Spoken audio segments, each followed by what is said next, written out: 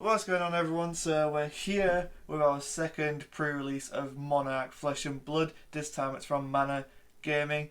I've got 6 packs to myself to open, and obviously the nice new promo Ray of Hope, and we also have the other one, which is the Shadow equivalent, which is awesome. So we're going to get into it. These are first edition.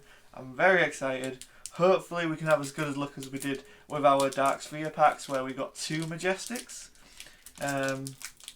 Out of 6 packs. So yeah, let's see what we can get. I'm definitely not going to hand these off to someone off screen to open them up for me.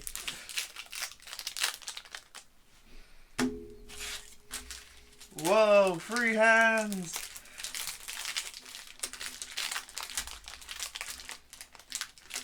There we go. So we have Unworldly Banner, Piercing Shadow Vice, Deadwood Rumbler, Enigma Chimera, Second Swing, Herald of Tenacity, Overload in a blue, so pitching for 3 and 0 cost, Void Wraith, Blinding Beam, Zealous Belting, Surging Militia, Rise Above, and that is a foil. It's a foil rare, which is nice. We have Stubby Hammers, Illusionist. Phantasmify. Oh, and we got a Majestic Herald of Erudication. Very nice. And we end on a T, which is our Iris of Reality. It flips over to reveal a shield. So very good from our first pack there. A Majestic. And I'll put those off screen to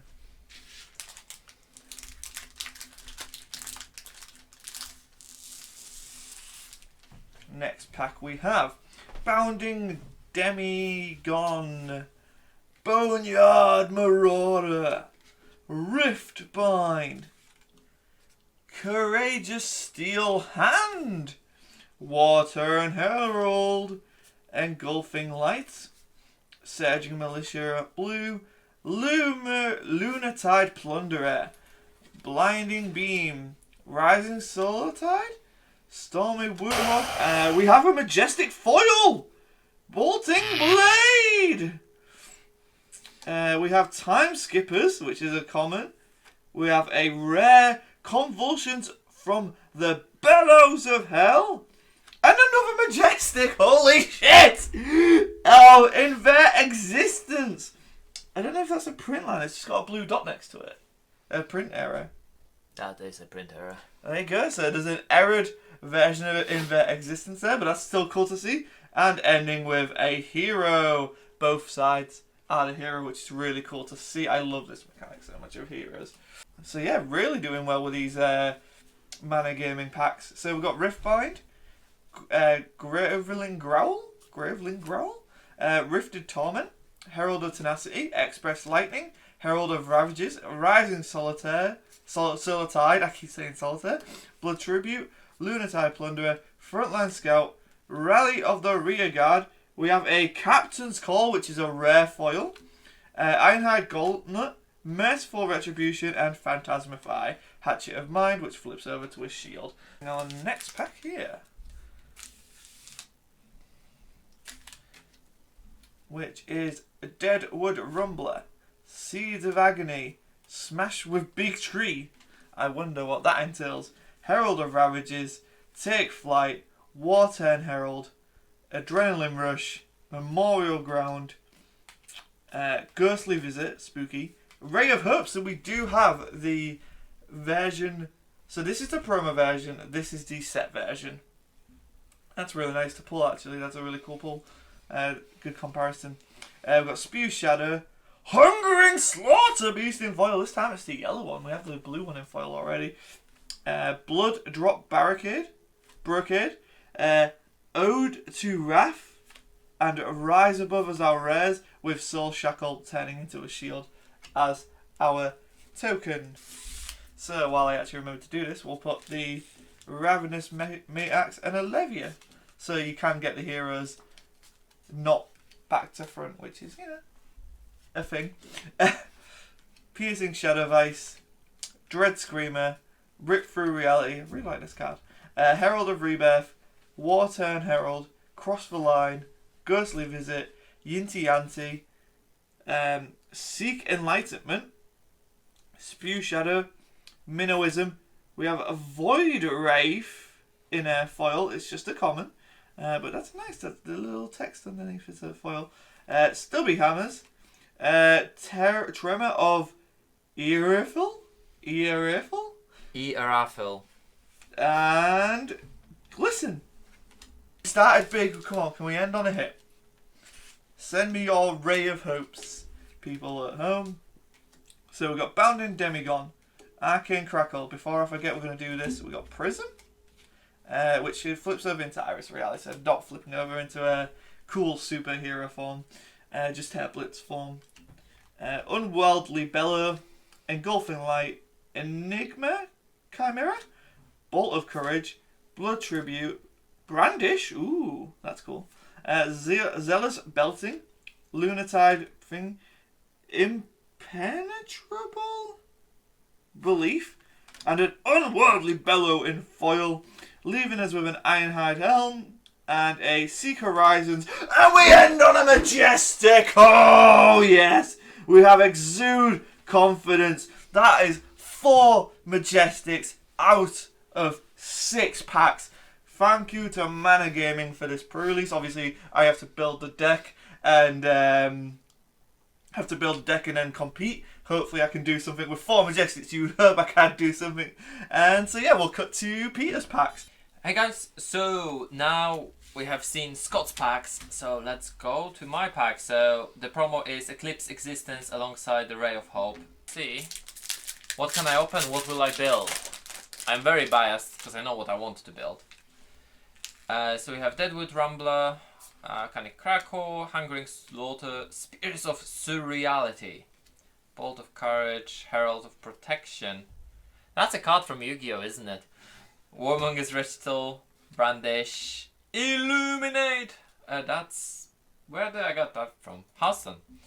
Zealous Belting, Impenetrable Belief. Our foil is Eclipse Existence, which is actually yep. Equipment is Ebonfold, which is a common shadow equipment, that's fine. Raving Beast Hulk is our rare for Shadow Brute. And then we have a rare for Warrior. And we have a double-sided chain. Nice. So sadly Scott pulled, I think, all of the Majestics. Like all of the Majestics. So Seeds of Agony, Smash with Big Tree. I love this card. Bounding Demigon, Second Swing, Herald of Rebirth, Engulfing Light, Seek Enlightenment, another Illuminate, Brandish, Surging Militia, another Spew Shadow, Prismatic Shield. It's a foil rare that creates 3 Spectral Shield tokens. Oh, it's a rare. I thought it's a common. Ironhide Legs. We have Glisten as a rare and Rise Above as another rare and Hatchet into Spectral Shield. How well? Oh wow, I butchered this pack. The token is Cracked Bubble. It's the first one I think we've seen from the packs we opened. Smash with Big Tree, Piercing Shadow Voice, Dread Screamer, Wartune Herald. I love the Illusionist cards.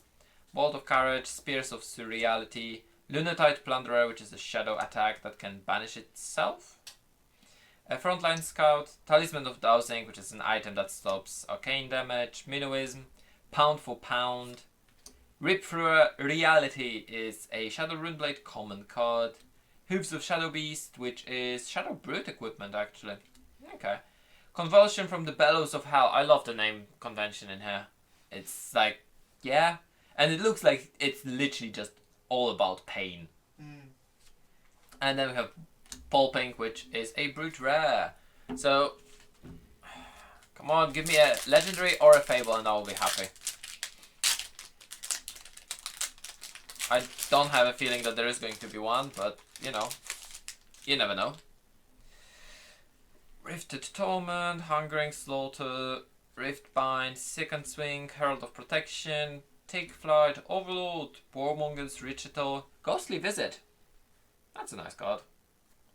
Pound for Pound, Rally the Rear Guard, which is actually a really good card. Sick Enlightenment, so no legendary or fabled in this pack. We have 2 packs left. So it's just a foil common. Dreamweavers, which is Illusionist equipment. Our rare is Phantasmify. Oh yeah, there's a token. And oh, we have a Majestic Bolting Blade. So we got this in foil. Scott got this in foil as well. So this is nice. So it's Light Warrior attack that costs 2 less for each time you charge this turn. So it can be a 0 cost 7 damage attack. I'm just saying, it can be scary. Let's butcher another pack. Clearly that's what I'm doing right now. Token is Bolton, and it's not two-sided. That's sad. Seas of Agony, Graveling Growl, Enigma Chimera, Courageous Steel Hand, Herald of Tenacity, Rising Solar Tide, Belittle, Rally the Rear Guard, again a really good defensive card, Yinti Yanti, sure, Ghostly Visit, and the foil is Hungering Slaughter Beast, sadly. Ebonfold, then we have Invigorating Light, which is a light action rare, and Soul Harvest, which is Livia specialization. That's actually quite nice. Be something good. We have Galaxy Black and Soul Shackle, Arcanic Crackle, Deadwood Rumbler, Rip Through Reality, Express Lightning, Wartune Herald, Bolt of Courage, Blood Tribute. Oh, Blood Tribute. I love this card. I don't know what it does yet, but I love this card. So it's an instant that lets you opt one and banish the top card of your deck. It's amazing for Runeblade. Frontline Scout, Ray of Hope, which is the promo, Overload, Minnowism, and the foil is sadly Smash with Big Tree. Then we have Dreamweavers, Dimensional Gateway, which is a Runeblade action, Shadow Runeblade, and the last one is a rare, Plow Through. So we still got a total of 5 Majestics in 12 packs, which is an amazing score. Sadly, no legendary, no fabled. I go home now. No, let's see what I can build from my 6 packs, and let's see what Scott can come up with his 6 packs, and we'll come back to you probably with some of our testing. What's going on, guys? Scott Seven here for London Plays Guild, and I am here with my XO undefeated pre-release deck profile for Prism, my hero Prism. She's a light illusionist, and the event was run by Mana Gaming in Eastbourne. So yes, huge shout out to them. That we'll leave a link in the description below to go and check out their webpage and store. Please support them because they provided such an awesome event. And now let's break it down. So what is Prism's gimmick? Essentially, Prism can create by removing something from her soul. We'll go over how to get things into her soul just in just a bit. But essentially, every time you would take damage, you can destroy this, and it prevents 1 instance of damage, be it arcane or be it combat. It's a really good thing to have. Her weapon is Iris of Reality, which makes auras like this shield a weapon that you can use by paying 3, and it also gets go again. So the more, say if I had 3 blue cards in hand and 2 of those on turn, I could just keep hitting away for 4 strength. That's kind of how it goes. My equipment, I got very lucky with what I pulled. I managed to pull at least 1 of every armor slot. Ironhard Helm, pay 1 resource to get 2 defense. Pretty good, you destroy it after it. This Stubby Hammers was probably the most utilised equipment, but it came in really handy, and you'll see why with the rest of the deck. Blood Drop Rocket is just a little bit of an extender if needed. She acts at instant speed. And Time Skippers I only used once in my final game. It costs 3, you get 2 actions, but then you still got to pay for those actions. So it's one of those things. If you can make it work, you can make it work, which you can with 0 costs. So yeah, overall pretty cool. My matchups were against 2 Chains and a Prism in the 3rd and final round. And obviously, as you can see here, I have got Exude Confidence, possibly the best card in this deck that I pulled. It's a 0 cost, 4 strength, 2 shield. While Exude Confidence isn't defended by a card with equal or greater strength, the defending hero can't play or activate instants or defense reactions this combat chain. It's for the entire chain. And as you can see here, she also has another effect, instant. Paying 3, you can give her an extra +2. That is insane. So essentially, you have to force your opponent to block with a minimum of 6 to get their instant effects or reactions, and it's super good.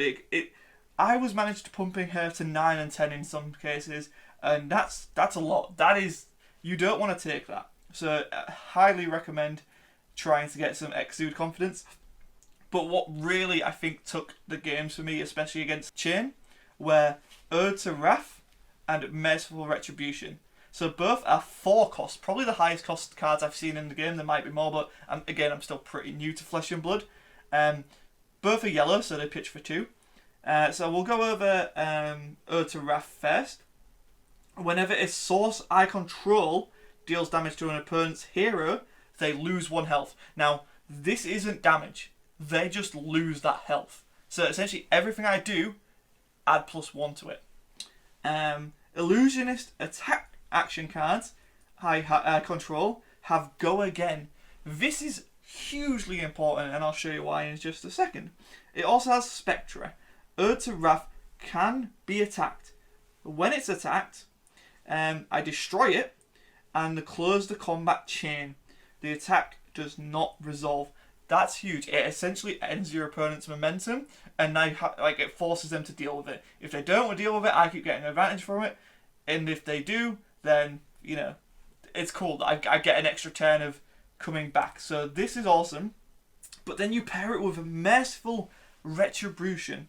So a same stat line, pitches for 2, has a cost of 4. Whenever an aura or attack action card I control is destroyed, deal 1 arcane damage to target hero. If it's a non-token light card, put it into my soul. It also has Spectra, just like to Wrath. So having both of these on board. Okay, so you're like, but where's the where's the combo there? So you combine this with Spectral Shield. Every time you would take damage, you destroy this to prevent it. This getting destroyed triggers Merciful Retribution, which deals 1 damage to your opponent. Because you've dealt damage from a source, they lose 1 life. It's not even damage. I shouldn't say that. They just lose an extra health. And the ability to keep using this for 2 a turn in either player's turn. So they're often trying to poke you with 1 arcane damage. I can respond and make one of these and stop that damage, but also bouncing it back essentially to my opponent, giving them damage. And that's awesome. So that's essentially the bread and butter of what won me this tournament, I feel. But we'll go into this card next, which is Impenetrable Belief. So my first 2 matchups were Chain, which is hugely important because they do like to banish cards. If 3 or more cards have been put into an opposing hero's banished zone, Impenetrable Belief gains +2 while defending. So 4 defense. But even if that's not the case, it's a pitch for 3. This card is hugely effective against Chain and is something I would recommend, if not mainboarding, sideboarding, because it's hugely beneficial. I liked it because it pitches for 3, has 3 strength, has 4 defense in the best case scenario, has 2 defense in the worst case scenario. It's not a bad card at all. So, just highly recommend it. Again, it didn't come in too handy during the last matchup because obviously it was a mirror match against Prism, and they were utilising Prism's once per turn ability to keep making those tokens. So I didn't really get much value out of it that I could, but still a really solid card. Now we have our Heralds, and this is where Prism really shines, and probably why Illusionist is probably the most anticipated deck of Monarch, at least from what I've seen and heard. So Herald of Erudition is a yellow, so she pitches for 2. She's a Majestic. She costs 2 to play. She has Dominate, which means you can only defend with 1 card from your hand. If Herald of Erudition hits, put it into your hero's soul and draw 2 cards. She has Phantasm. This is why it makes it balanced. So Phantasm is if your opponent defends with a 6 or more strength card, they are instantly destroyed. But if they do that, they proc my Merciful Retribution, and it procs my Ode to Wrath, and then the cycle starts over and over again. So then you put this into your soul if they let it hit. If not, it is what it is. That's part of the game. And we have multiple Heralds that we play. We got 2 of Ravages again, pitching for 2. This one, when it does damage, it goes to the soul, but it gives arcane damage, which is also great. Bear in mind, these are all just every time I do damage, it chips away even more. And I essentially, this was the card I just wanted to see every game. It was so good. Herald of Tenacity. We've got a red and a blue version here, and so you can see the difference in the attack. So I would normally attack with this and pitch this to use for resources. This one is just a dominate, but goes into the soul if it does damage, or if it hits, I should say. We only got one rebirth, but I really do like this card.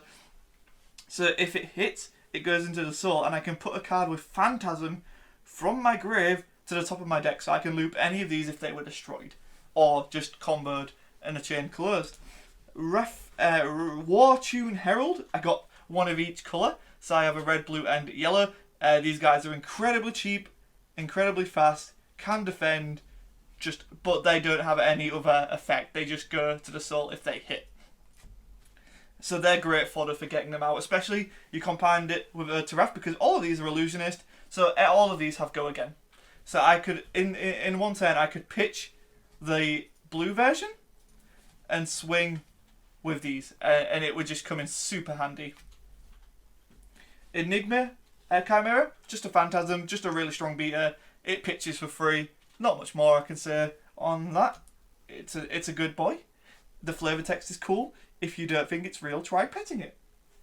Phantasmify, absolutely phenomenal rare.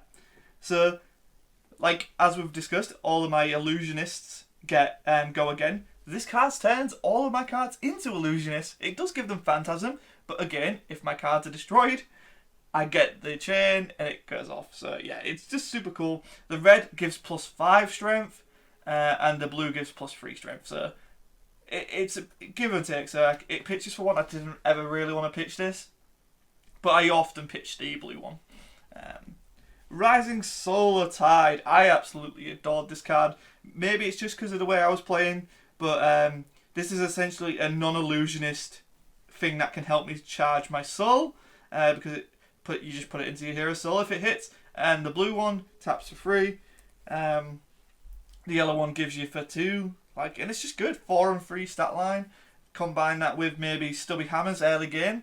Your opponent's not going to want to defend super early unless you're doing real big damage. Yeah, so there you go. That's that. Ray of Hope, which is the pre-release promo. One of them is in that nice cold foil. Hopefully that shows up on camera. It doesn't seem to show up that well on camera, but it's there. That's the cold foil promo from playing in this pre-release. And as I mentioned earlier, my first 2 matchups were Shadow, so this card came in very handy against them. But it also, if I have less health than my opponent, when I cast it, it goes into my soul. And so if I was ever behind, I would just cast it for 1. Sometimes it was beneficial, sometimes it wasn't, but it would go in my soul, and that was always beneficial. I could also pitch it if I needed to use the once per turn create a token. Now we have our generic-y supports. These are why Ode helps a lot, combined with Phantasmia to make these illusionists if need be. We have Seek Horizon, which has go again in itself. We have Fortnite Scout, which when it's used from your arsenal, again it's a 0 cost, it gains go ahead, so you want to arsenal this card as much as possible. And Yinty Yanti, which if you have an aura, when it attacks you get +1. If you're defending, you get +1. These are auras, my tokens are auras. So really good little trio cards there. Can become illusionists if I really need to. Can get go aheads on their own. Hits for modest damage. Again, all can be buffed by Stubby Hammers. We have Brandish, which itself has go again, but it also buffs weapon attacks. And as we established at the start, all my auras become weapons, including these guys. So there's some funky shenanigans that can happen there. I only really utilised it once. Rise Above is a 2-cost 4 defense, but you can put a card on top of your deck to mitigate that cost. Came in handy a few times. Not the best card, not the worst. And then we have 2 cards I didn't use ever, but we'll show them off. Seek Enlightenment and Glisten. And we have 2 cards that kind of helped against the Shadow matchup, but mostly was just easy pitching for free. And there we go, guys. That is my profile. I want to again shout out Mana Gaming for putting on the event. It was really well run, really nice atmosphere, great matches with all of the players we played with, and obviously some really great pulls, which I'm sure you'll see in another video. We're rushing this profile out just to make sure you guys are aware that Prism is one of the coolest decks in any card game I've ever played. I love the soul mechanic. I love making my little my spectral shields, as it were. And yeah, you can find more content on our channel for Flesh and Blood as well as other card games. Let me know in the comments below, how have you done in your pre-releases? What are you excited for in Monarch? What's your favourite deck in Flesh and Blood? Any of those things, or something similar, let us know in the comments below. I've been Scott Stedman, I'm your Guildmaster, and I'll see you next time.